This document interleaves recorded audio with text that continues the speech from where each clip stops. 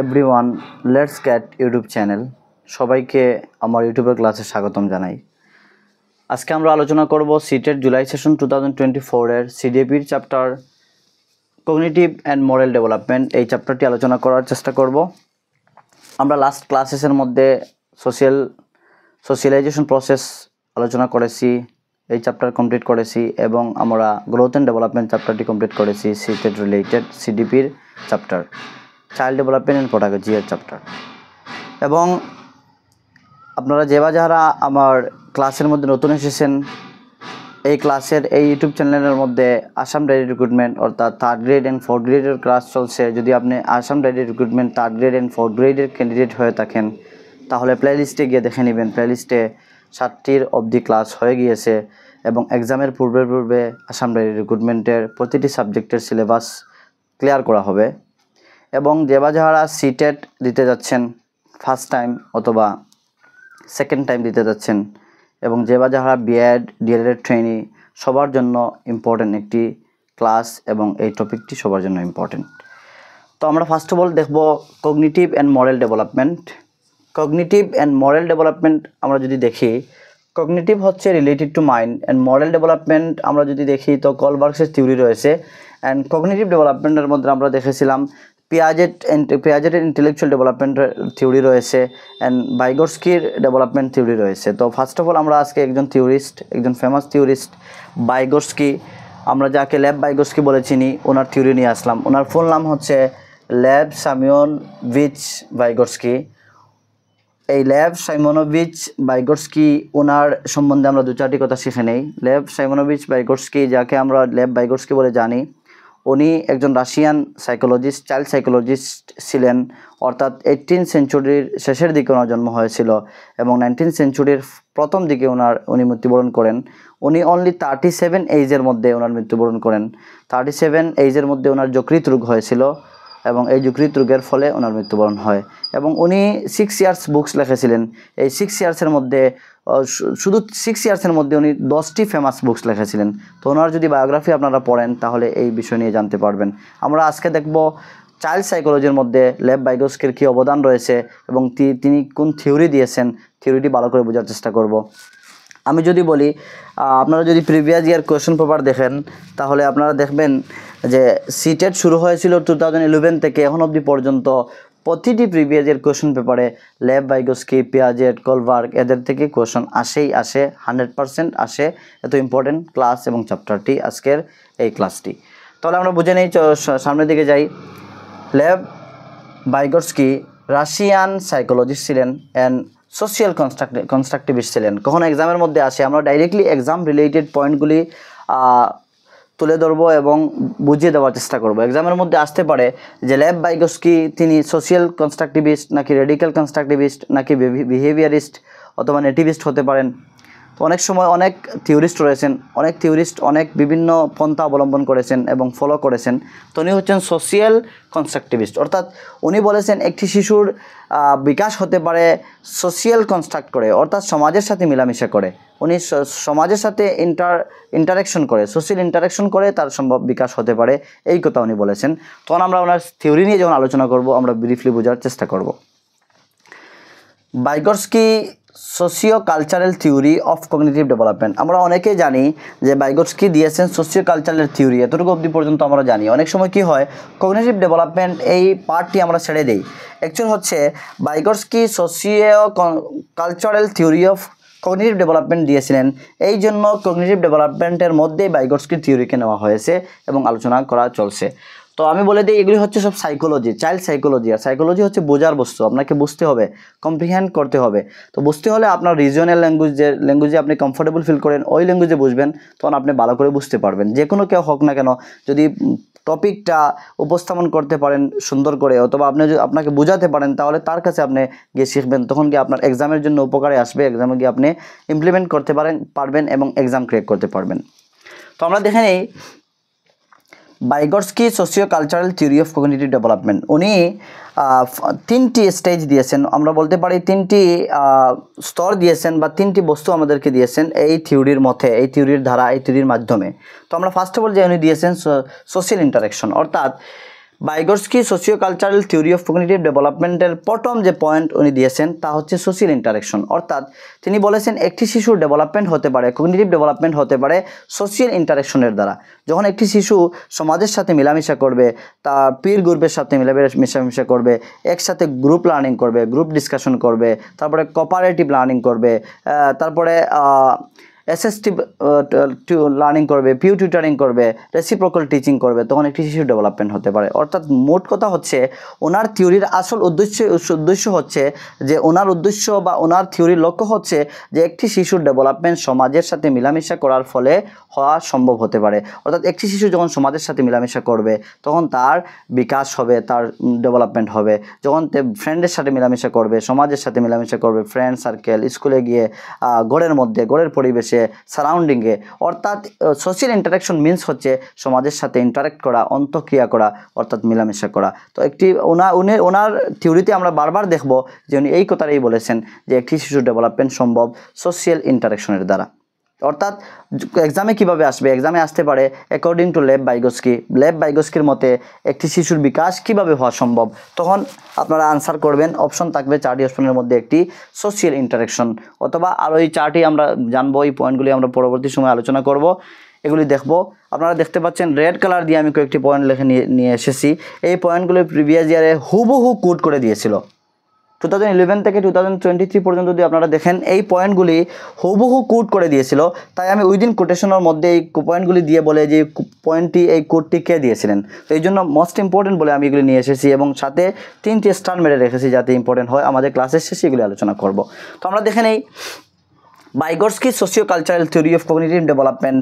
উনি ফার্স্ট যে পয়েন্ট দিয়েছিলেন সোশ্যাল ইন্টারাকশন, অর্থাৎ একটি শিশুর কগনিটিভ ডেভেলপমেন্ট হতে পারে সোশ্যাল ইন্টারাকশনের দ্বারা। সেকেন্ড হচ্ছে কালচার। উনি বলেছেন একটি শিশুর কালচার একটি শিশুর ডেভেলপমেন্টের মধ্যে ইম্প্যাক্ট করে, অর্থাৎ কালচারের মাধ্যমে একটি শিশুর ডেভেলপমেন্ট হতে পারে। অর্থাৎ আলটিমেট কথা হচ্ছে কালচার মিনস হচ্ছে সমাজ, আর কালচারের মধ্যে যে শিশু বড় হয় ওই কালচারের ইম্প্যাক্ট তো স্বাভাবিক থাকবেই, ওই কালচারের ভাবেই শিশুটা বড় হয়ে উঠবে, ওই কালচারের নিয়ম রীতি রুলস তার কাছে ওই বাচ্চাটির কাছে আসবে এবং ওই বাচ্চাটি ফলো করবে। অর্থাৎ আমরা যদি দেখি একজন তামিল রিজিয়নের ল্যাঙ্গুয়েজের যদি একজন মানুষ সে বড় হয়ে ইংলিশ শিখতে যায় এবং ইংলিশ শেখেনও, তারপরও যদি যখন ইংলিশ বলবেন তখন তামিল ভাষার একটি টান আসবে, অর্থাৎ কালচারাল ইম্প্যাক্ট রয়েছে। তাই উনি ওনার থিওরির মধ্যে সোশিয়াল ইন্টারাকশন এবং কালচার বলেছেন। এক্সামে কিভাবে আসে, এক্সামের মধ্যে আসতে পারে বাইগর্সকি, অ্যাকর্ডিং টু বাইগর্সকি ওনার থিওরি, অ্যাকর্ডিং টু বাইগর্সকির থিওরি দিয়ে অপশন দিতে পারে কোনটি নিয়ে আলোচনা করেছেন। তো এই 3টি আপনাদেরকে জানতে হবে। উনি সোশ্যাল ইন্টারাকশনের কথা বলেছেন, উনি কালচারের কথা বলেছেন এবং ল্যাঙ্গুয়েজের কথা বলেছেন। অর্থাৎ বাইগর্সকি অ্যান্ড পিয়াজেটের মধ্যে একটি ইন্টারাকশন, অর্থাৎ ইনভার্স কয়েকটি পয়েন্ট রয়েছে, ইনভার্স পয়েন্ট অর্থাৎ উল্টো পয়েন্ট রয়েছে। আপনারা জানবেন এগুলি এক্সামের মধ্যে মোস্ট ইম্পর্টেন্ট আসে এবং এসেছিল, বারবার এসেছে, ফ্রিকুয়েন্টলি এসেছে। আমি যদি বলি বাইগর্সকি বলেছেন first of all language development হয়, তারপর কগনিটিভ ডেভেলপমেন্ট হয়। কিন্তু পিয়াজেট বলেছেন প্রথমে কগনিটিভ ডেভেলপমেন্ট হয়, তারপরে ল্যাঙ্গুয়েজ ডেভেলপমেন্ট হয়। তারপর বাইগর্সকি বলেছেন যে ইনিশিয়াল স্টেজে, প্রাথমিক স্টেজে একটি শিশুর ল্যাঙ্গুয়েজ অ্যান্ড থট সেপারেট হয়, আলাদা আলাদা হয়, এবং 3 ইয়ার্স এজ যখন হয়ে যায় তখন ল্যাঙ্গুয়েজ অ্যান্ড থট মার্জ হয়ে একত্রিতভাবে ডেভেলপমেন্ট হয়, একত্রিতভাবে বিকাশ হয়। আর পিয়াজেট বলেছেন একটি শিশুর প্রথমে থট আসে তারপরে ল্যাঙ্গুয়েজ আসে, কিন্তু বাইগর্সকি বলেছেন প্রথমে ল্যাঙ্গুয়েজ আসে তারপরে থট আসে। এগুলি মনে রাখবেন, এই পয়েন্টগুলি খুব ইম্পর্টেন্ট, এক্সামের মধ্যে বারবার এসেছিল। তারপরে দেখেন ল্যাঙ্গুয়েজ নিয়ে বাইগর্সকি ল্যাঙ্গুয়েজের 3টা ফর্ম দিয়েছেন, অর্থাৎ 3 ফর্মস আমরা লিখেছি, 3 ফর্মস অফ ল্যাঙ্গুয়েজ। বাইগর্সকি 3টি ফর্মস দিয়েছেন যে একটি শিশুর ডেভেলপমেন্ট কিভাবে সম্ভব হতে পারে, একটি শিশুর ল্যাঙ্গুয়েজ ডেভেলপমেন্ট কোন কোন স্তরে হয় এবং যে স্তরে যাওয়ার পরে তার ল্যাঙ্গুয়েজ ডেভেলপমেন্ট হয় ওই স্তরকে কী বলা হয়, এক্সামের মধ্যে আসে, আমরা দেখব এবং বোঝার চেষ্টা করব। ফার্স্ট অফ অল বাইগর্সকি দিয়েছেন সোশিয়াল স্পিচ, অর্থাৎ 2 ইয়ার্স এজের মধ্যে একটি শিশুর যখন 2 ইয়ার্স এজ হয় তখন ওই শিশুটির সোশ্যাল স্পিচ ডেভেলপমেন্ট হয়।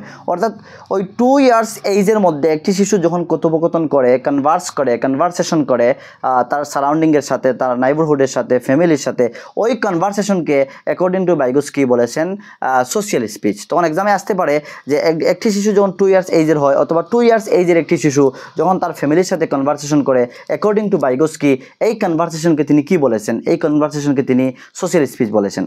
আশা করা যায় আপনারা বুঝতে পেরেছেন। তারপর সেকেন্ড পয়েন্ট হচ্ছে উনি বলেছেন যখন একটি শিশু 3 ইয়ার্স এজ হয়ে যায় তখন একটি শিশু প্রাইভেট স্পিচ করে, অর্থাৎ 3 ইয়ার্স এজের মধ্যে একটি শিশু যখন সে নিজেকে রেগুলেটিং করার জন্য, নিজেকে মনিটরিং করার জন্য, নিজেকে পরিচালনা করার জন্য যখন নিজের সাথে কথা বলে, তখন ওই কথাকে উনি একটি নাম দিয়েছেন, তার নাম হচ্ছে প্রাইভেট স্পিচ। অর্থাৎ আমরা দেখেছি অনেক শিশুরা কী করে, লাউডলি কথা বলে, সাইলেন্ট নয়, লাউডলি, মনে মনে তো আমরাও কথা বলি। এখনও পর্যন্ত আমরা তো অনেকটা প্ল্যান করি, আজকে সকালে ঘুম থেকে উঠে আমি এই প্ল্যান করব, আমি অনলাইন ক্লাস করাবো, তারপর আমি অফলাইন ক্লাস করাবো, তারপর আমি স্টাডি করব, তারপর আমি এগুলি প্রিপারেশন নেব। আমাদের মনে মনে কল্পনা যেগুলি হচ্ছে এগুলো হচ্ছে সাইলেন্ট ইনার স্পিচ। আমরা নেক্সট পয়েন্টে দেখব।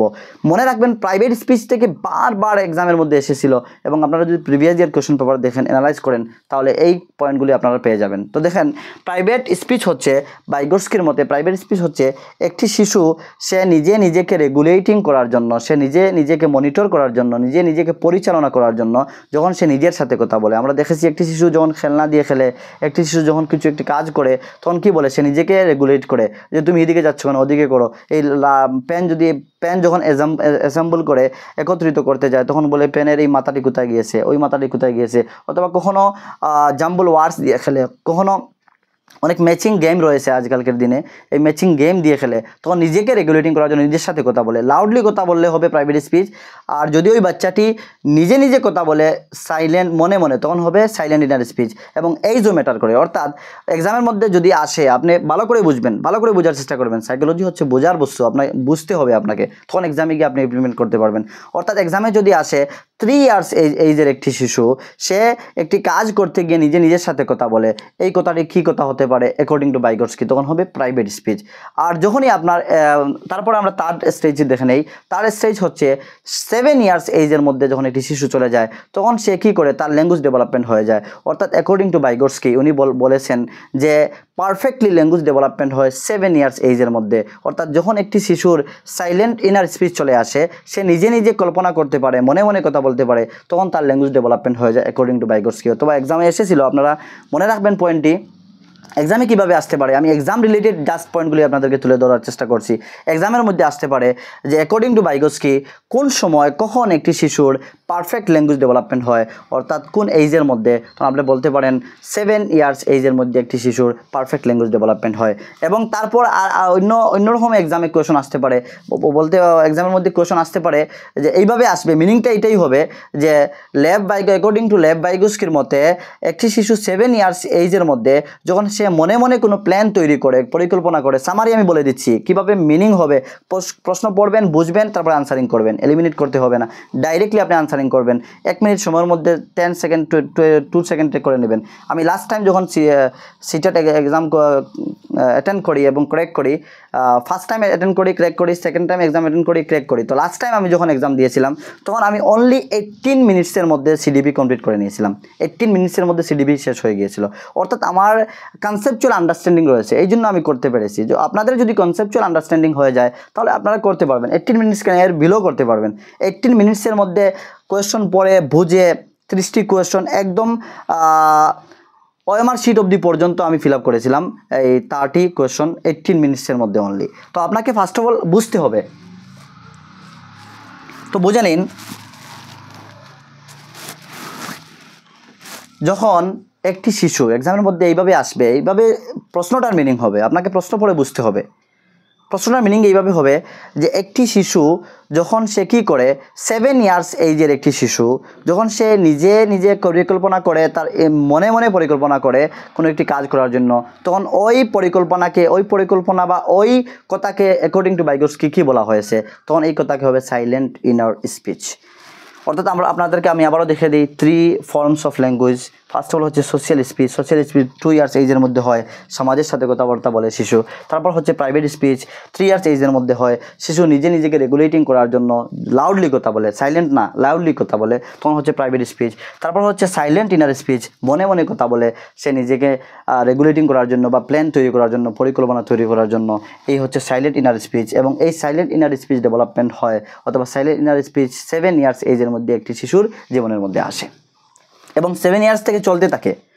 আমরা যদি দেখি এখন অবধি পর্যন্ত আমরা অনেকে নিজে নিজে মনে মনে পরিকল্পনা করে থাকি, অর্থাৎ এই সাইলেন্ট ইনার স্পিচই আমরা ইউজ করে থাকি। তারপরে আমরা দেখব কিছু ইম্পর্টেন্ট টার্ম আমি লিখেছি, আমি জাস্ট মেইন পয়েন্টগুলো হাইলাইট করেছি, আপনাদেরকে বুঝিয়ে দিচ্ছি আমার ভাষা দিয়ে, তো আপনারা ভালো করে বুঝতে পারবেন। যেহেতু যে বা যারা আপনারা ওয়াচ করছেন ডেফিনেটলি আপনাদের রিজনাল ল্যাঙ্গুয়েজ বেঙ্গলি হবে, আর আপনার রিজনাল ল্যাঙ্গুয়েজ দিয়ে যদি আপনি বুঝেন আপনার বারবার দেখতে হবে না, একবার দেখলেই হয়ে যাবে। কী হয়, আমরা অনেক সময় আপনারা যদি একাডেমিক দিক দিয়ে দেখেন, একটি বাংলা যদি সাবজেক্ট হয় আপনি এক্সামে রাত্রে পড়ে গিয়ে এক্সাম দিতে পারবেন, কোনো অসুবিধা নেই। কিন্তু ওই সাবজেক্টে যদি হিন্দি হয়, ইংলিশ হয়, অনেক স্টুডেন্ট কী করে কোয়েশ্চন আনসার মেমোরাইজ করে, তারপরে 1 মাস ধরে স্টাডি করে মুখস্থ করতে করতে গিয়ে এক্সামে দিতে হয়। আর বাংলা হলে মুখস্থ করতে হয় না, অর্থাৎ এক্সামে গিয়ে বানিয়ে আনসারিং করতে পারে, অর্থাৎ সে নিজের থেকে ক্রিয়েটিভিটি দেখিয়ে তৈরি করতে পারে। তো আসল কি হলো, আসল এর পিছনে এর বিহাইন্ডে আমরা যদি রিজন দেখি, রিজন হচ্ছে যে আপনার আন্ডারস্ট্যান্ডিং ক্যাপাসিটি, অর্থাৎ আপনি যদি বাংলাতে বুঝেন তাহলে ভালো করে বুঝতে পারবেন যে কোনো একটি ভাষা, কেননা যার যে রিজনাল ল্যাঙ্গুয়েজটি রয়েছে ওই রিজনে ওই ল্যাঙ্গুয়েজের দ্বারা যে বিষয়বস্তু সে জানবে, বুঝবে, ভালো করে তার স্টাডি হবে এবং ভালো আন্ডারস্ট্যান্ডিং হবে।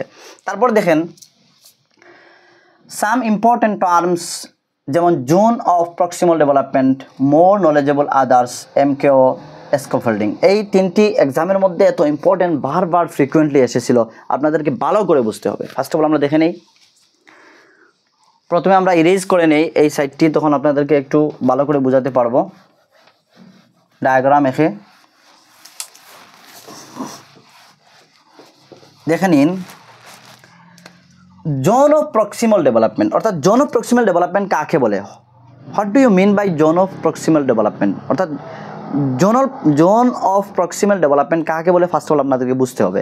এবং এই 3টি প্রথমে আমরা বুঝে নেই, তারপরে ইউজের মধ্যে চলে যাব। জোন অফ প্রক্সিমাল ডেভেলপমেন্ট হচ্ছে একটি শিশু কোনো একটি কাজ শুরু করে এবং সে নিজে নিজে যতটা কাজ করতে পারে, যতটুকু পর্যন্ত যেতে পারে, এবং তার আদার্স অথবা এল্ডার্সের সাহায্যে সে যতটা কাজ করতে পারে, এই মধ্যের স্পেস যে রয়েছে, এই মধ্যের জায়গা, বিটুইন যে স্পেস রয়েছে, এই বিটুইনের জায়গাটা হচ্ছে জোন অফ প্রক্সিমাল ডেভেলপমেন্ট। তারপর হচ্ছে দেখেন মোর নলেজেবল আদার। মোর নলেজেবল আদার হচ্ছে যে কোনো ক্ষেত্রে একটি শিশুর বাবা মা হতে পারেন, টিচার হতে পারেন, সিবলিংস হতে পারে, তার সিনিয়র হতে পারে, ফ্রেন্ডস হতে পারে, জুনিয়রও হতে পারে, ইভেন মোর নলেজেবল আদার কাকে বলা হয় ভালো করে বুঝিয়ে দিচ্ছি আপনাদেরকে। মনে করেন একটি শিশু কোনো একটি কাজ করতে গিয়ে সে মনে করেন লেটার শিখছে, ABCD লেটারগুলি শিখছে, তার ফ্রেন্ডস লেটারগুলি অলরেডি শিখে নিয়েছে, তখন ওই ফ্রেন্ডস তাকে হেল্প করতে পারবে যে ওটি হচ্ছে A, এটি হচ্ছে B, এটি হচ্ছে C, তখন ওই ফ্রেন্ডসটা তার জন্য হচ্ছে মোর নলেজেবল আদার। এমনকি জীবনের মধ্যে আমরা যদি প্র্যাকটিক্যাল লাইফের সাথে, অর্থাৎ প্র্যাগমেটিজম বলা হয়, প্র্যাকটিক্যাল লাইফের সাথে ইন্টার রিলেটেড করে যে এক্সাম্পল দেওয়া হয়, প্র্যাকটিক্যাল লাইফের মধ্যে যদি আমরা দেখি, যখন আপনি সাইকেল চালানো শিখছিলেন, কোনো একটি কাজ শিখছিলেন, গাড়ি চালানি, বাইক চালানো যখন আপনি শিখেছিলেন, তখন আপনাকে কোনো না কোনো কেউ দেখিয়ে দিয়েছিল, হেল্প করেছিল। আমি যখন সাইকেল চালানো শিখি তখন আমার ফ্রেন্ড আমাকে হেল্প করেছিল, অর্থাৎ তখন আমার ফ্রেন্ড আমার থেকে পূর্বে এসে সাইকেল চালানো অলরেডি শিখে গিয়েছিল, অর্থাৎ যখন আমি চালানি শিখতে যাই তখন সে আমাকে হেল্প করে, অর্থাৎ দেখিয়ে কীভাবে চালানো শিখতে হয়, অর্থাৎ তখনকার সময়ে আমার ফ্রেন্ড আমার জন্য ওই সাইকেল চালানোর মধ্যে মোর নলেজেবল আদার ছিল এবং সে আমাকে হেল্প করেছিল, অর্থাৎ সে আমার জন্য মোর নলেজেবল আদার। তারপর আরও এক্সাম্পল দিতে পারেন আপনারা নিজে থেকে বোঝার জন্য ভালো করে। যখন আপনি মনে করেন সাঁতার কাটতে গিয়েছিলেন, আপনার ফ্রেন্ডস, ভাই বন্ধু অথবা মা বাবা কেউ শেখাতে পারেন আপনাকে সাঁতার, অনেকে জানেন অনেকে জানেন না। তো এক্সাম্পল আমি যদি দেই, সাঁতার কাটতে যাওয়ার পর যখন আপনাকে ধরে বলা হয়েছিল যে এইভাবে সাঁতার কাটতে হয়, তখন আপনি সাঁতার কাটার জন্য চেষ্টা করেছিলেন, যতক্ষণ পর্যন্ত আপনি ওই হেল্পকে বলা হয় মোর নলেজেবল আদার। এবং ওই যে পার্সন যিনি রয়েছেন, যার দ্বারা আপনাকে হেল্প করা হয়েছিল, যে আপনি সাঁতার কাটতে জানতেন না, আপনাকে সাঁতার কাটানোর জন্য হেল্প দেওয়া হচ্ছে, হেল্প নয়, ওই মানুষকে বলা হয় মোর নলেজেবল আদার, আর হেল্পকে বলা হয় স্ক্যাফোল্ডিং। আমরা স্ক্যাফোল্ডিং দেখব। স্ক্যাফোল্ডিং হচ্ছে যে আপনাকে টেম্পোরারি যে হেল্প দেওয়া হয়, মনে করেন আপনি পেন্টিং শিখতে যাচ্ছেন অথবা আপনি লেকচার দিতে শিখতে যাচ্ছেন, তখন আপনাকে কী করবে, লেকচারার আপনাকে বুঝিয়ে দেবে যে আপনাকে পোডিয়ামে গিয়ে এইভাবে দাঁড়াতে হবে, আপনার ড্রেসিং সুন্দর করে করতে হবে, তারপরে আপনার আই টু আই কন্ট্যাক্ট হতে হবে, তারপরে শর্ট অ্যান্ড ভ্যালুয়েবল স্পিচ হতে হবে, লং স্পিচ হবে না। এগুলি হচ্ছে আপনার কি ওই টেম্পোরারি হেল্প। আর ওই টেম্পোরারি হেল্পকে স্ক্যাফোল্ডিং বলে। একটু স্ট্যান্ডার্ড হয়ে গিয়েছে মেবি এক্সাম্পলটা, আমি একটু ইজিলি বেসিক এক্সাম্পল দিয়ে দিই, তাহলে আপনারা বুঝতে পারবেন। মনে করেন আমি পেন্টিং শিখতে যাচ্ছি, আমি পেন্টিং জানি না, তো আমাকে আপনি শেখাতে গেলেন যে স্যার এইভাবে পেন্টিং করতে হয়, ব্রাশ এইভাবে ধরতে হয়, ওয়াটার কালার কীভাবে করতে হয়, ওয়াটার কালার কীভাবে মেক করতে হয় পাউডার দিয়ে, তারপরে কীভাবে ক্রাউনগুলি দিয়ে কালার করতে হয়। তখন ওই যে আপনি আমাকে শেখাচ্ছেন, ওই শেখানো যে সাহায্যটা আমি আপনার কাছ থেকে পাচ্ছি, ওই সাহায্যটা হচ্ছে স্ক্যাফোল্ডিং, আর আপনি হচ্ছেন আমার জন্য মোর নলেজেবল আদার। এই সাহায্যটা হচ্ছে টেম্পোরারি। যখন আমি শিখে যাব, যখন আমি একজন পেইন্টার হয়ে যাব, পেইন্ট করতে পারবো, তখন তার সাহায্যের প্রয়োজন আসবে না, আপনিও আসবেন না আমাকে দেখানোর জন্য, কারণ আমি তখন এক্সপার্ট হয়ে যাব। এইভাবে আমি যদি বলি, আপনি যখন গাড়ি চালানোর জন্য শিখতে গিয়েছিলেন বা শিখেছিলেন, অনেকে গাড়ি চালানো জানেন, তো গাড়ি চালানো যখন শিখতে গিয়েছিলেন, তখন আপনাকে ড্রাইভার অথবা আপনার থেকে বেশি যে ড্রাইভিং যে জানে সে আপনাকে শিখিয়েছিল। অর্থাৎ আপনাকে ড্রাইভিং চালানো যে শিখিয়েছিল সে হচ্ছে আপনার থেকে মোর নলেজেবল আদার। আর যে আপনাকে ড্রাইভিং চালানোর জন্য যে সাহায্য করেছিল, হেল্প করে ড্রাইভিংটি শিখিয়েছিল, ওই হেল্পটা হচ্ছে স্ক্যাফোল্ডিং। এবং এই হেল্পটা হচ্ছে টেম্পোরারি, কেননা যখনও আপনি ড্রাইভিং চালানো শিখে যাবেন, তখন ও আপনাকে আর হেল্প করবে না, কেননা আপনি অলরেডি ড্রাইভার হয়ে গিয়েছেন, তখন আপনার হেল্পেরও প্রয়োজন হবে না। অর্থাৎ স্ক্যাফোল্ডিংটা টেম্পোরারি হয় যখন এই সম্ভাবিতা ডেভেলপমেন্ট হয়ে যায়, যে ডেভেলপমেন্টের জন্য সাহায্য দেওয়া হচ্ছে, ওই ডেভেলপমেন্টটা যখন সম্পূর্ণ হয়ে যায়, তখন স্ক্যাফোল্ডিং সরে যায়, অর্থাৎ সম্পূর্ণরূপে ফ্রি হয়ে যায়, এবং তখন ডাইরেক্টলি আপনি গাড়ি চালাতে পারবেন। আমি যদি বাচ্চা দিয়ে এক্সাম্পল দিই, আরেকটি এক্সাম্পল দিই, এত ইম্পর্টেন্ট কেননা বারবার এক্সাম্পল দিচ্ছি ভালো করে বোঝার জন্য, যাতে এক্সামে যাওয়ার পর আপনার স্ক্যাফোল্ডিং, মোর নলেজেবল আদার, জোন প্রক্সিমাল ডেভেলপমেন্টের মধ্যে কোনো ডাউট না থাকে। এক্সামের মধ্যে বারবার এসেছিল, আপনারা দেখবেন।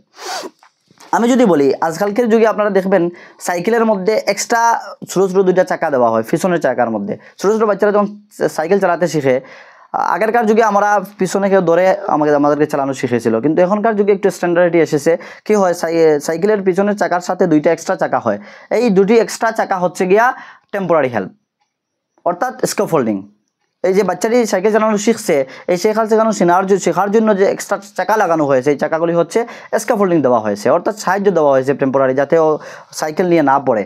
যখন সে চালানি শিখে যাবে, তখন দেখবেন ওই বাচ্চাটি খুলে ফেলবে চাকাগুলি, কেননা এক্সট্রা চাকা নিয়ে সাইকেল চালানো যায় না, এইভাবে কাটানো যায় না, লেগে যায় চাকাগুলি। তো যখনও সে সাইকেল চালানো শিখে যাবে, চাকাগুলি অলরেডি খুলিয়ে নেওয়া হবে, অথবা বাচ্চাটি খুলে নেবে যে সাইকেল চালাতে কমফোর্টেবল ফিল হচ্ছে না, অর্থাৎ তখন টেম্পোরারি হেল্পের কোনো প্রয়োজন নেই। আশা করি scaffolding, more knowledgeable other and zone of proximal ডেভেলপমেন্টের মধ্যে আপনাদের কোনো ডাউট থাকবে না, কখনো থাকবে না, বিলকুল ক্লিয়ার হয়ে গিয়েছে। তারপর আমরা দেখব কিছু ইম্পর্ট্যান্ট পয়েন্ট রয়েছে।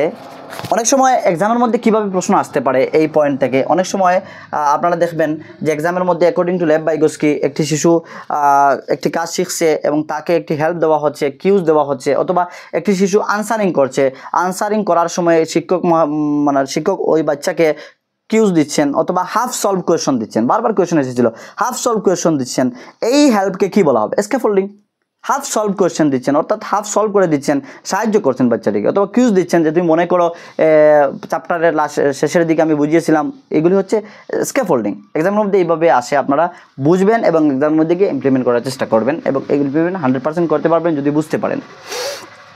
তারপর আমরা দেখে নিব, বাইগস্কি দিয়েছিলেন collaborative project, assisted learning, cooperative learning, peer tutoring, reciprocal teaching, এগুলি জানবো। তারপর আমরা কয়েকটি পয়েন্ট জানবো আজকের ক্লাসের মধ্যে। এতটুকু আমাদের সমাপ্ত হবে। নেক্সট ক্লাসের মধ্যে আমরা জানবো বাইগস্কির থিওরি, এরপর কার্ল মার্ক্সের থিওরি জানবো। এইভাবে আমরা থিওরিস্ট অনেকজন রয়েছেন যেগুলি জানতেই হবে। নম চমস্কি রয়েছে, হাওয়ার্ড গার্ডনার রয়েছে, আলবার্ট বেন্দুরা রয়েছে, তারপরে ব্লুমস ট্যাক্সোনমি রয়েছে, অনেক আমাদেরকে থিওরি জানতে হবে। আরেকটি কথা মনে রাখবেন, স্ক্যাফোল্ডিং এই শব্দটি, এই টার্মটি দিয়েছিলেন জেরম ব্রুনার বলে একজন থিওরিস্ট। এক্সামের মধ্যে আসতে পারে যে স্ক্যাফোল্ডিং শব্দটি কে দিয়েছিলেন? জেরম ব্রুনার। এবং আমি গ্রোথ অ্যান্ড ডেভেলপমেন্টের যে চ্যাপ্টার আপনাদের ক্লিয়ার করেছিলাম, এই চ্যাপ্টারের মধ্যে আমি বাই মিস্টেকলি ভুলে গিয়েছিলাম, একটি প্রিন্সিপাল ছেড়ে দিয়েছিলাম, সেফালোকোডাল অ্যান্ড প্রক্সিমোডিস্টাল। সেফালোকোডাল, প্রক্সিমোডিস্টাল আপনাদেরকে বুঝিয়ে দিচ্ছি। সেফালোকোডাল হচ্ছে একটি শিশু যখন ডেভেলপমেন্ট শুরু হয়, আমরা দেখেছিলাম একটি শিশু যখন ডেভেলপমেন্ট শুরু হয় তখন 25% শিশুটির মাথা বড় হয় পুরো শরীর থেকে, জন্মের পরে একটি শিশু 25% মাথা হয়, অর্থাৎ তার হেডটি 25% হয়। অর্থাৎ আমরা দেখতে পারলাম যে প্রথমে তার হেড ডেভেলপমেন্ট হয়, অর্থাৎ এই মাথা থেকে পা অবধি পর্যন্ত, প্রথম মাথা থেকে ডেভেলপমেন্ট শুরু হয় এবং পা অবধি পর্যন্ত যায়।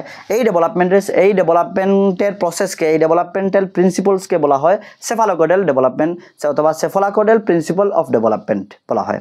আমি আরও এক্সাম্পল দিয়ে আপনাদেরকে বুঝিয়ে দিচ্ছি। যেমন মনে করেন একটি শিশু যখন বসতে শিখে, শোয়া থেকে বসার জন্য বসতে শিখে, যখন কী করে, তখন সে প্রথমে মাথা উঠানোর চেষ্টা করে, অর্থাৎ তার মাথা ডেভেলপমেন্ট হয়, স্বর ডেভেলপমেন্ট হয়, তার হেডের ডেভেলপমেন্ট হয়। অথবা আরও যদি আপনি দেখেন একটি শিশু কী করে, প্রথমে হাঁটার জন্য পা উঠায় নাকি মাথা উঠায়, প্রথমে একটি শিশু হাঁটার জন্য মাথা উঠায়, অর্থাৎ তার মাথা ডেভেলপমেন্ট হচ্ছে। এই ডেভেলপমেন্ট, এই প্রিন্সিপালকে বলা হয় যে প্রিন্সিপালের ডেফিনেশন হচ্ছে, এক্সামের মধ্যে অনেক সময় আছে, অনেক সময় কী করে ডেফিনেশন দিয়ে দেয় যে হেড টু ট, ডেভেলপমেন্ট অফ হেড টু ট কী বলা হয়, সেফালোকয়েডাল বলা হয়। আপনাকে কখনো দিতে পারে যে সেফালোকয়েডাল মিনিং কী হতে পারে। সেফালোকয়েডাল মিনিং আপনার অপশনের মধ্যে থাকবে যে সব মাথা থেকে পা অবধি পর্যন্ত ডেভেলপমেন্ট, হেড টু ট এক্সামের মধ্যে আসবে, মনে রাখবেন। অ্যান্ড প্রক্সিমোডিস্টাল হচ্ছে ইন্টার টু আউটওয়ার্ড, অর্থাৎ আপনার প্রথমে ভিতরের পার্টসগুলি ডেভেলপমেন্ট হবে, তারপরে আপনার বাইরের দিকে ডেভেলপমেন্ট হয়ে আসবে। আমরা দেখেছি যে একটি শিশু সবথেকে দ্রুত ডেভেলপমেন্ট হয় তার কনসেপশন পিরিয়ডে, অর্থাৎ প্রিনেটাল স্টেজে, গর্ভের সব থেকে বেশি দ্রুত ডেভেলপমেন্ট হয়। এখন আপনি বলেন এই দ্রুত ডেভেলপমেন্টের মধ্যে সব থেকে বেশি হার্ট ডেভেলপমেন্ট হয় নাকি পাওয়ার ডেভেলপমেন্ট হয় নাকি তার পার্টসগুলি ডেভেলপমেন্ট হয়? আপনি যদি বলেন হার্ট ডেভেলপমেন্ট হয় তাহলে তো এত লম্বা হাত হয়ে যেত, এত লম্বা তার পাও হয়ে যেত। অ্যাকচুয়াল এই দ্রুত ডেভেলপমেন্ট ধরা হয়েছে প্রক্সিমোডিস্টাল ডেভেলপমেন্ট, অর্থাৎ একটি শিশুর গর্ভের মধ্যে প্রিনেটাল স্টেজে, ইনফেন্সিতে, আর্লি চাইল্ডহুডে একটি শিশুর কী হয়, পার্টসগুলি ডেভেলপমেন্ট ভালো করে হয়, তারপর তার আউটওয়ার্ডস হয়। অর্থাৎ ডেভেলপমেন্ট, এই প্রিন্সিপাল প্রক্সিমোডিস্টাল প্রিন্সিপাল অফ ডেভেলপমেন্ট বলা হয় ওই ডেভেলপমেন্টকে, যে ডেভেলপমেন্টের মধ্যে একটি শিশুর প্রথমে ভিতরের পার্টসগুলি ডেভেলপমেন্ট হবে, তারপরে তার ধীরে ধীরে বাইরের দিকে ডেভেলপমেন্ট হতে থাকবে। আশা করি বুঝতে পেরেছেন। তারপরে জিরোম বোনার থেকে আরেকটি প্রশ্ন এক্সামের মধ্যে আসে যে ডেভেলপমেন্টকে জিরোম বোনার বলেছেন স্পাইরেল, অর্থাৎ ডেভেলপমেন্ট কোনো সোজা স্টেট হয় না, ডেভেলপমেন্ট এইভাবে স্টেট হয় না, লাইনিয়ার হয় না, স্টেট হয় না, স্পাইরেল হয়, এইভাবে ঘুরে ঘুরে হয়। অর্থাৎ আপনি যদি বলেন এইভাবে ঘুরে ঘুরে ঘুরে ঘুরে হতে থাকে, এইভাবে স্পাইরেল হয়ে, এইভাবে স্পাইরাল হয়ে হয়ে ডেভেলপমেন্ট হয়। অর্থাৎ জিরোম ব্রুনারের কাছ থেকে আমরা দুইটা পয়েন্ট জানলাম। একটা হচ্ছে স্ক্যাফোল্ডিং শব্দটি জিরোম ব্রুনার দিয়েছেন, এবং সেকেন্ড হচ্ছে ডেভেলপমেন্ট ইজ স্পাইরাল, জিরোম ব্রুনার বলেছেন। তারপর আমরা চলে যাই সামনের দিকে।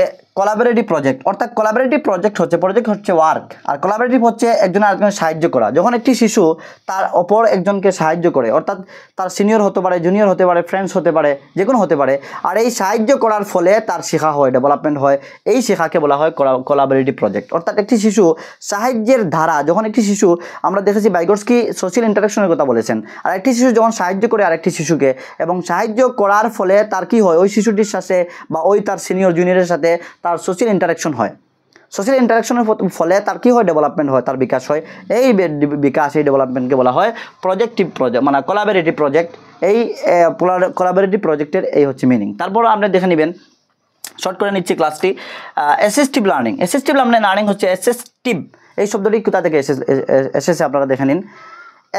অ্যাসিস্ট অর্থ সাহায্য করা, ভার্ব, ইংলিশ ভার্ব, আর অ্যাসিস্ট থেকে এসেছে অ্যাসিস্ট্যান্স, অর্থাৎ সাহায্যকারী। যে আমরা অনেক সময় অ্যাসিস্ট্যান্ট রেখে থাকি, বা আমরা দেখেছি যে ডিসি, এসপি ওনাদের অ্যাসিস্ট্যান্ট হন। তো অ্যাসিস্ট্যান্ট মিন হচ্ছে সাহায্যকারী। তো অ্যাসিস্ট্যান্ট থেকে অ্যাসিস্টিভ শব্দটি এসেছে, অর্থাৎ সাহায্য করা, অ্যাসিস্টিভ লার্নিং।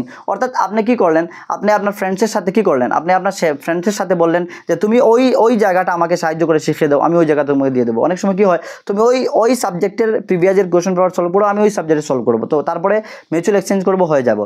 যখন আমরা কালভার্সের থিওরি দেবো, তখন কালভার্সের থিওরির মধ্যে উনি দিয়েছিলেন first second stage, the tit for tat. ওনার ফার্স্ট লেভেলের সেকেন্ড স্টেজ হলো মানে মিউচুয়াল এক্সচেঞ্জ, মানে হ্যাঁ মিউচুয়াল এক্সচেঞ্জ। অর্থাৎ কী করে বাচ্চা একটু শর্ত লাগায় যে তুমি ওই কাজটি আমার জন্য করো, আমি তোমার জন্য ওই কাজটি করবো। তো এই ধরনের কাজ, এই ধরনের শেখা, এই ধরনের সামাজিক মেলামেশা, এই ধরনের সামাজিক ইন্টারাকশনের ফলে যে ডেভেলপমেন্ট হয়, এবং এই ধরনের যে কাজগুলি হচ্ছে, এগুলি অ্যাকর্ডিং টু ভাইগোটস্কির মতে অ্যাসিস্টিভ লার্নিং, এই ধরনের শেখাকে বলা হয় অ্যাসিস্টিভ লার্নিং। তারপর হচ্ছে কোঅপারেটিভ লার্নিং। আমরা সবাই জানি কোঅপারেটিভ মানে কি, তার সহযোগ করিয়া শেখা, অর্থাৎ আন্ডারস্ট্যান্ডিং গ্রুপ লার্নিং যে আমরা বলে থাকি, গ্রুপ লার্নিং, গ্রুপে বসে ডিসকাশন করে শেখা, কয়েকজন মিলেমিশে একসাথে বসে শেখা, টিচারের সাথে গ্রুপ লার্নিং করা, টিচারের সাথে ডিসকাশন করা, ক্লাসের মধ্যে ডিসকাশন করা। তো ডিসকাশন এবং গ্রুপ লার্নিংকে বলা হয় কোঅপারেটিভ লার্নিং। তারপর বলে দিচ্ছি পিয়ার টিউটারিং হতে পারে, আমরা অনেক সময় কি হয়, আমরা ফ্রেন্ড সার্কেলের মধ্যে, পিয়ার মিনস ফ্রেন্ড সার্কেল, হতে পারে, জুনিয়র হতে পারেন, সিনিয়র হতে পারেন, কোনো অসুবিধা নাই। ফ্রেন্ড হতে হলে তো যে শুধু আপনার এইজের মধ্যে হতে পারে না, অনেক সময় অনেক ওল্ড এজ পার্সন আমাদের ফ্রেন্ড সার্কেলে চলে আসেন, অথবা অনেক সময় আমরা বসে একসাথে আলোচনা করে থাকি। তো কি হয়, যখন আপনি ফ্রেন্ড সার্কেলের মধ্যে কোনো একজন কোনো একটি টপিক একটু ভালো জানে, তখন আপনি বলতে পারেন বলে ভাই আমাকে ওই টপিকটি বুঝিয়ে দাও, ওই টপিকটি আমাকে ভালো করে একটু এক্সপ্লেন করে দাও, আমার কনসেপ্ট বেশি নেই, আমাকে বুঝিয়ে দাও। তখন ওই যে আমাদের ফ্রেন্ড সার্কেলের দ্বারা একজন আরেকজনকে আমরা সাহায্যের দ্বারা শিখে থাকি এবং টিচ করে থাকি, এই ধরনের শিক্ষাকে বলা হয় পিয়ার টিউটারিং অথবা পিয়ার লার্নিং বলতে পারেন। তারপর হচ্ছে রেসিপ্রোকাল টিচিং। রেসিপ্রোকাল টিচিং একটু টাফ, আপনাদেরকে বুঝতে হবে, এক্সামের মধ্যে আসতে পারে। নেক্সট টাইম হয়তো টাফ লেভেল যদি কোয়েশন বানানো হয়, তাহলে এই রেসিপ্রোকাল টিচিং থেকে কোয়েশন আসবে, আমার সম্ভাবনা, আমার মত আমি দিচ্ছি। রেসিপ্রোকাল টিচিং কী হচ্ছে? রেসিপ্রোকাল টিচিং হচ্ছে টিচার অ্যান্ড স্টুডেন্টের মধ্যে, টিচার এবং স্টুডেন্টসের মধ্যে যখন আন্ডারস্ট্যান্ডিং করে, অর্থাৎ মিউচুয়াল আস্কিং করে যখন শেখা হয়, তখন তাকে বলা হয় রেসিপ্রোকাল টিচিং। যেমন আমি যদি বলি, টিচার কোয়েশনিং করলেন বাচ্চাকে, বাচ্চা প্রেডিকশন করলো, অথবা কখনো কি হলো, চিলড্রেন অথবা স্টুডেন্টস টিচারকে প্রশ্ন করলো, তখন এইভাবে আস্কিং করার দ্বারা যে শেখা হয়, টিচার স্টুডেন্টের মধ্যে মিউচুয়াল এক্সচেঞ্জের দ্বারা, টিচার স্টুডেন্ট অথবা মোর নলেজেবল আদার হতে পারেন, মোর নলেজেবল আদার শুধু টিচার নয়, মা বাবা হতে পারেন, এল্ডার্স হতে পারেন, যে কোনো কেউ হতে পারেন, এইভাবে যখন শেখা হয় তখন তাকে বলা হয় রেসিপ্রোকাল টিচিং। এবং রেসিপ্রোকাল টিচিংয়ের উদ্দেশ্য রয়েছে, আমি বলে দিচ্ছি, আপনারা মনে রাখবেন। রেসিপ্রোকাল টিচিংয়ের উদ্দেশ্য হচ্ছে একটি শিশুর মধ্যে কম্প্রিহেন্সিভ স্কিল ডেভেলপমেন্ট করা। এক্সামের মধ্যে আসতে পারে, what is the main purpose of reciprocal teaching, অথবা objective of reciprocal teaching. Reciprocal টিচিংয়ের অবজেক্টিভ কী, উদ্দেশ্য কী? রেসিপ্রোকাল টিচিংয়ের উদ্দেশ্য হচ্ছে, আপনারা দিতে পারে according to Lev Vygotsky, what is the main objective অথবা main purpose of reciprocal teaching. Reciprocal টিচিংয়ের মেইন অবজেক্টিভ, মেইন পারপাস কী হতে পারে? রেসিপ্রোকাল টিচিংয়ের মেইন উদ্দেশ্য হচ্ছে কম্প্রিহেন্সিভ স্কিল ডেভেলপমেন্ট করা, একটি শিশুর মধ্যে কম্প্রিহেন্সিভ স্কিলস ডেভেলপমেন্ট করা, অর্থাৎ তার বোঝা, যে আন্ডারস্ট্যান্ডিং ক্যাপাসিটি রয়েছে, এই আন্ডারস্ট্যান্ডিং ক্যাপাসিটিকে আরও ভালো করা, এই ক্যাপাসিটিকে ভালো স্কিলফুল করে তোলা উদ্দেশ্য হচ্ছে রেসিপ্রোকাল টিচিং। এবং রেসিপ্রোকাল টিচিংয়ের 4টি কম্পোনেন্ট রয়েছে, আপনারা মনে রাখবেন। রেসিপ্রোকাল টিচিংয়ের 4টি কম্পোনেন্ট রয়েছে। ফার্স্ট অফ অল কোয়েশ্চনিং, তারপর হচ্ছে প্রেডিক্টিং, তার হচ্ছে ক্লিয়ারিং, এবং ফোর্থ হচ্ছে সামারাইজিং। আবারও বলে দিচ্ছি, রেসিপ্রোকাল টিচিংয়ের 4টি কম্পোনেন্ট রয়েছে। ফার্স্ট অফ অল হচ্ছে কোয়েশ্চনিং, সেকেন্ড হচ্ছে ক্লিয়ারিং, তার হচ্ছে প্রেডিক্টিং, এবং ফোর্থ হচ্ছে সামারাইজিং। আশা করি আপনাদের এই পয়েন্টগুলির মধ্যে আর কখনো কোনো ডাউট থাকবে না। যদি ডাউট থাকে আপনারা কমেন্ট করবেন, আমি নেক্সট ভিডিওতে আবার পয়েন্টগুলি তুলে ধরার চেষ্টা করব। তারপর আমরা দেখে নিই, এক্সামের মধ্যে ডাইরেক্টলি এই কোডগুলি এসেছিল, ডাইরেক্টলি, যেমন language is a great tool for human, এভাবে দিয়ে আপনাকে কি কোটেশনের মধ্যে ওই দিন কোটেশন দিয়ে বলবে এই উক্তিটি কোন থিওরিস্ট বলেছিলেন। একদম লাস্টে আপনার 4জন থিওরির নাম দিয়ে দিবে, থিওরিস্টের নাম দিয়ে দিবে, যেমন বাইগোস্কি বলবে, পিয়াজেট বলবে, আলবার্ট বান্দুরা বলবে, না হয় আব্রাহাম মাসলো বলবে, জেপি গলফোর্ড বলতে পারে, কেউ বলতে পারে। তখন আপনাকে জানতে হবে, এগুলি রেডিমেড শিখতে হবে, যে language is a great tool for human, এই কথাটি লেভ বাইগোস্কি বলেছেন। তখন আপনি ডাইরেক্টলি আপনাকে তখন টিকমার্ক করতে পারবেন এবং আনসারিং করতে পারবেন। নেক্সট পয়েন্টটি হচ্ছে, আমি ট্রিপল স্টার দিয়েছি, কেননা এগুলি এত ইম্পর্টেন্ট, এই 4টি থেকে একটি নেক্সট এক্সামে সম্ভাবনা আসতেই পারে। তারপরে দেখে নিন, community place a central role in process of making meaning, অর্থাৎ community place a central role in process of making meaning, এই কথাটিও লেভ বাইগোস্কি বলেছেন। এই কথাটিও লেভ বাইগোস্কি বলেছেন যে community place a central role in a process of making meaning. কখনো বলতে পারে এইভাবে কোড দিয়ে যে এই কোডটি কে বলেছেন, অথবা কখনো বলতে পারে অ্যাকর্ডিং টু লেভ বাইগোস্কি দিয়ে আপনাকে নিচে অপশন দিতে পারে 4টি লাইনের মধ্যে একটি লাইনটি থাকতে পারে community place a central role in a process of making meaning. তখন আপনি জানতে হবে এই লাইনটি বাইগোস্কির সাথে সংযুক্ত। তারপর দেখেন আরেকটি লাইন হচ্ছে ZPD, অর্থাৎ zone of proximal development. ZPD use for teaching and assessment. ZPD zone of proximal development, কখনো এক্সামের মধ্যে শর্ট ফর্ম দিয়ে আসে, লং ফর্ম দেয় না। কখনো আসতে পারে যে ZPD ইজ ইউজড ফর দিয়ে আপনাকে তোলে অপশন দিবে, নিচের মধ্যে অপশন দিবে 4টি।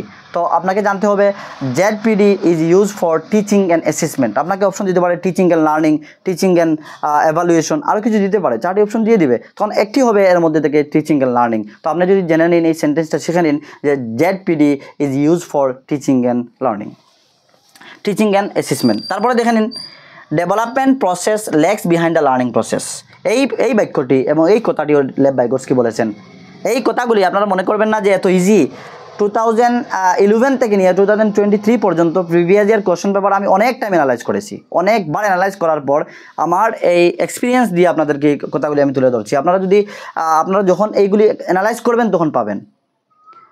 এই ক্লাসগুলি শুধু ক্লাস নয়, মনে রাখবেন আমার এক্সপিরিয়েন্স, ডবল টাইম সিটেট কোয়ালিফাইডের এক্সপিরিয়েন্স আপনাদের সাথে আমি শেয়ার করছি। এগুলো হচ্ছে এক্সপিরিয়েন্স, কীভাবে আপনি সিটেট কোয়ালিফাইড করবেন। আমি শুধু আপনাদেরকে এক্সপ্লেন করছি তা নয়, সাথে আপনাদেরকে বলে দিচ্ছি কোন জায়গা থেকে কোয়েশন কীভাবে আসতে পারে, কীভাবে কোয়েশন তৈরি করবে ওরা, যদি টাফ করতে চায় কীভাবে কোয়েশন করবে, যদি ইজি হয় তাহলে কীভাবে হবে। তো আপনাকে কোয়েশন বোঝার ক্যাপাসিটি আমি দিয়ে দিচ্ছি, যে আপনি যদি কোয়েশন বুঝে নেন তাহলে কখনো কোনো প্রশ্ন দিয়ে আপনাকে আটকাতে পারবে না। তো আশা করি আজকের ক্লাসটি আপনাদের জন্য একটি এনজয়েবল ক্লাস হয়েছে এবং ভালো লাগবে ক্লাসটি। যদি না বোঝেন আবারও প্রথম থেকে দেখবেন, ডাউট থাকে কমেন্ট করবেন, আমি কমেন্ট অনুসারে আপনাদের ক্লাসগুলি ক্লিয়ার করে দেব। এবং যদি ক্লাসটি ভালো লাগে আপনি লাইক করবেন, শেয়ার করবেন এবং কমেন্ট করবেন।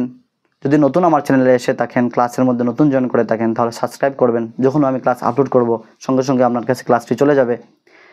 আমি এই আমার ক্লাসের মধ্যে বা এই ইউটিউব চ্যানেলের মধ্যে আসাম ডায়েরি রিক্রুটমেন্টের অলরেডি ক্লাস নিচ্ছি, 6-7টির মতো ক্লাস হয়ে গিয়েছে।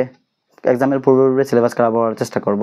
আর একটি ক্লাস নিতে, একটি ক্লাস তৈরি করতে অনেকটা সময়ের প্রয়োজন, অনেক সময় অনেক স্ক্রিপ্ট তৈরি করতে হয়, অনেক কঠিন করে একটি ক্লাস উপস্থাপন করি আপনাদের সম্মুখে। আপনারা, আমি যেহেতু নতুন ইউটিউব খুলেছি, ক্লাস নিচ্ছি, আপনাদের সাপোর্টের প্রয়োজন। আপনারা মোর শেয়ার করবেন, সোশ্যাল গ্রুপে শেয়ার করবেন, স্ট্যাটাসে শেয়ার করবেন এবং আপনাদের ফ্রেন্ডস যে বা যারা রিলেটিভস রয়েছেন, যারা সিটেটে স্টাডি করছেন কিন্তু কোনো ভালো গাইডেন্স পাচ্ছেন না বা মাতৃভাষার কোনো চ্যানেল পাচ্ছেন না, তো আপনারা শেয়ার করবেন, ওনার জন্য উপকৃত হবেন ওনারা, এবং আপনাদেরও উপকার হবে ওনাদের উপকৃত করার ফলে। Thank you so much for watching.